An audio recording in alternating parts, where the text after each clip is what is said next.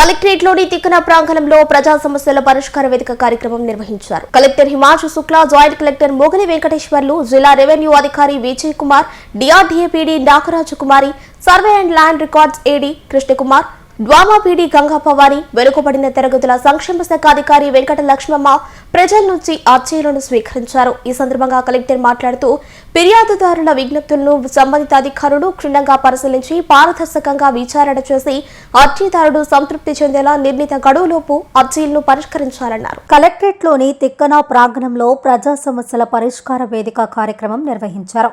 Collector Himanshu Shukla, joint collector Mogali Venkateswarlu, జిల్లా revenue అధికారి Vijay Kumar, DRDA PD Nagaraju Kumari, survey and land records AD Krishnakumar, DWAMA PD Ganga Bhavani, వెనుకబడిన తరగతుల సంక్షేమ శాఖ అధికారి వెంకట లక్ష్మమ్మ ప్రజల నుంచి అర్జీలను స్వీకరించారు.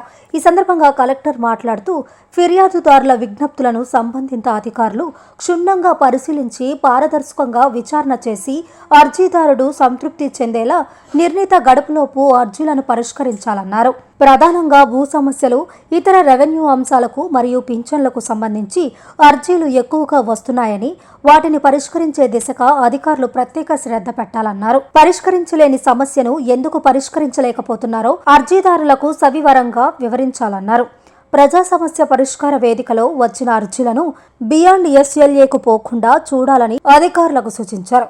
కార్యక్రమం సజావుగా సాగేందుకు అన్ని ఏర్పాట్లను జిల్లా అధికారులు చేపట్టారు. వీటిలో సహాయకులతో కూడిన అర్జీ స్వీకరణ కౌంటర్లు, రిసెప్షన్ సదుపాయం, జిల్లా మరియు మండల స్థాయి అధికారుల హాజరు, వికలాంగులకు ప్రత్యేక సదుపాయాలు, తాగునీటి సౌకర్యం, అర్జీల పర్యవేక్షణ, ప్రత్యేక క్యూ లైన్లు తదితర ఏర్పాట్లు చేయడంతో పాటు షామియానా వేసి నీడను కల్పించారు.